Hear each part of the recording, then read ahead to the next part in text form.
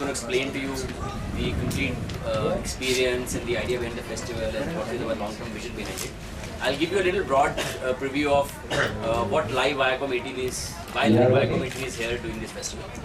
It's a brief preview of how we started. We started this division around a year back, and the idea was to create large and mid-level live experience formats across genres. Viacom 18 operates in GEC space, in youth space, in English entertainment space, and in the regional market space. And in the last 1 year, we have launched at least 3 award shows. A couple of them are international formats like Video Music Awards for MTV, Kids Choice Awards through Nickelodeon. We are in the comedy space with Comedy Central with Chuckle Festival, which also had a couple of international American comedians who had come in. This is the marquee large format event for us, and in the space of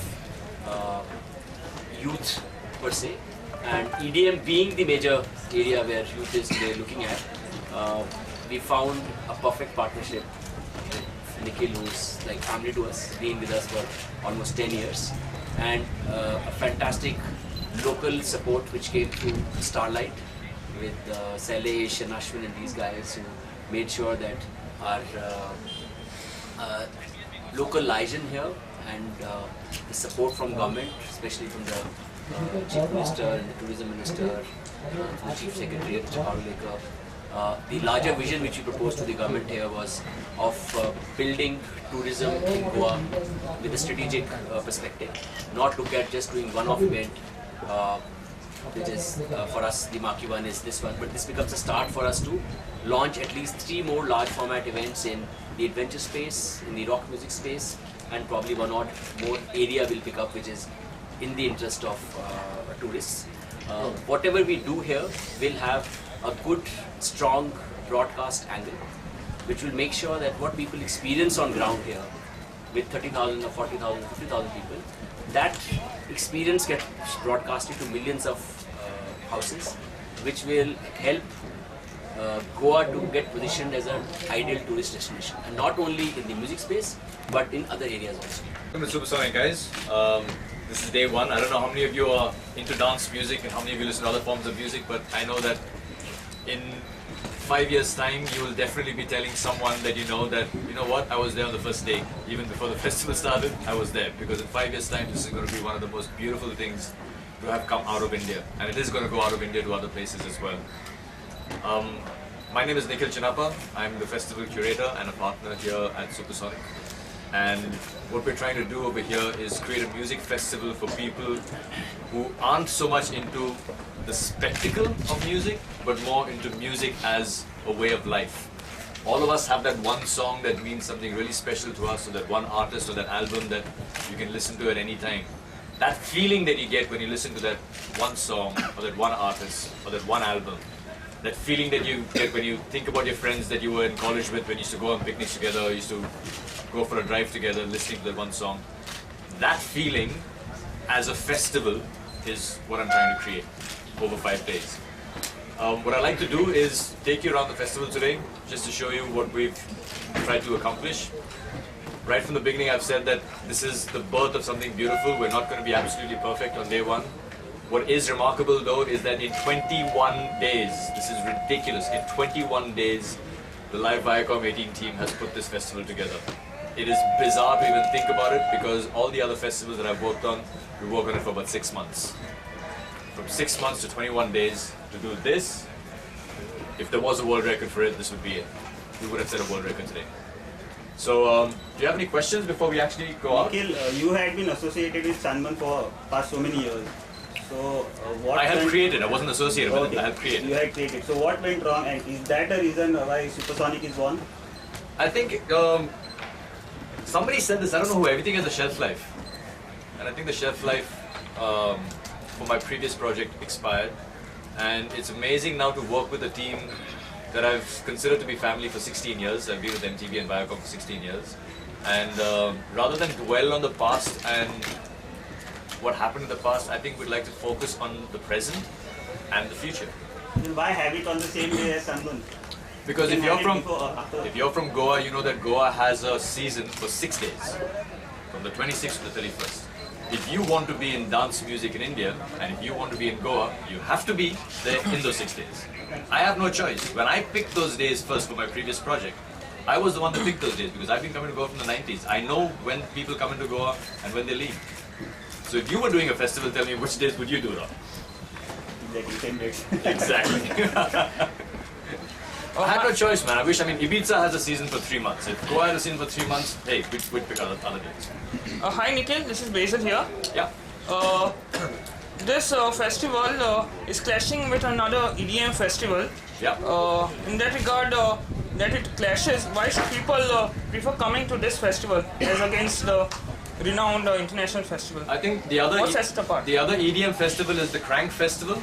The Crank Festival is more in clubs, and I don't think we're clashing with that. Wait, are you talking about the other festival in Vagator? Yes. Oh, because then there's 2 other EDM festivals. There's the festival in Vagator, there's the Crank Festival, I'm talking about the festival in Bagator. there's the Submerge Festival that happens at Zanzibar Okay. and Tito's, and there's this festival. No, And I'm talking about the Bagator one. So there aren't 2, there are 4. Okay. There are 4 festivals. No, but that's a premier festival and you all are probably going to compete with that festival in time to come. So what would you say would set apart this festival to the one you were associated with? I think just having sand in your toes.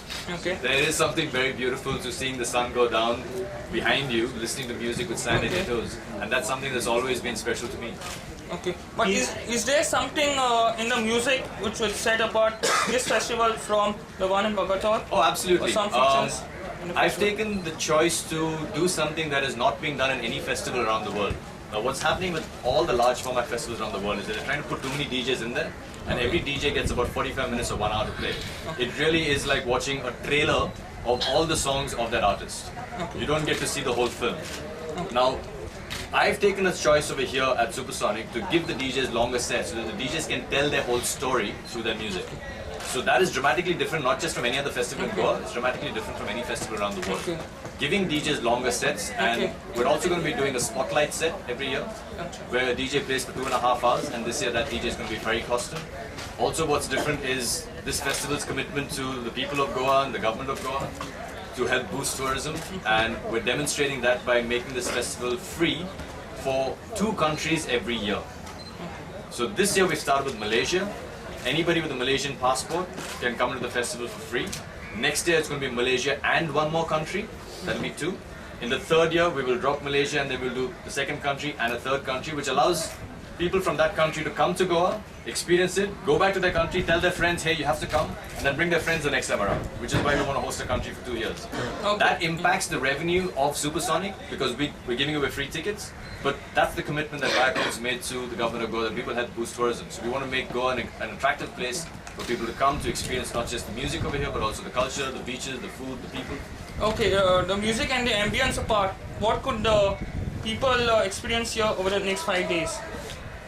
Goa is an experience that happens inside your mind, and it doesn't matter what the music is and what the ambience is. Just the fact that you're on the beach, and I keep saying this, Yeah. sand in your toes, it's an unbeatable feeling. Jaideep, I would like to ask you, give us in short 3 reasons to come for Supersonic. 3 reasons to come for Supersonic. Yeah. Can I take that? It's super location, super lineup, and super you. I'll do it without you. So what are your plans for next year, Jaideep? As I said, we are a broadcast company, and any initiative we go into has 3 objectives. One is to engage with consumers, and when you engage with consumers, you engage on 3 screens. Our idea would be to take this experience on 3 screens. So we will look at how does Supersonic move into multiple extensions on content and online spaces. I think that is one big area we will explore. Also looking at the festival to go into multiple locations. The first step would be to go to other parts of the country, and I think as we move forward, as it pans out, with our international presence with MTV and VH1 in 60 to 70 other different countries, we have a great opportunity of taking this brand on a very big level on a global scale. So you would see this as not a pure single ground event, but you will see it panning out on multiple screens and touch points in the lives of the youth. That's the way I see it. I don't think there's a better location than Kandalam, because one is it's a beautiful part of Goa. Second is also accessibility. The younger generation that listens to the music that we're playing and promoting at this festival tends to live around this region, this area and this region. And because the roads across India, not just in Goa, aren't built like superhighways.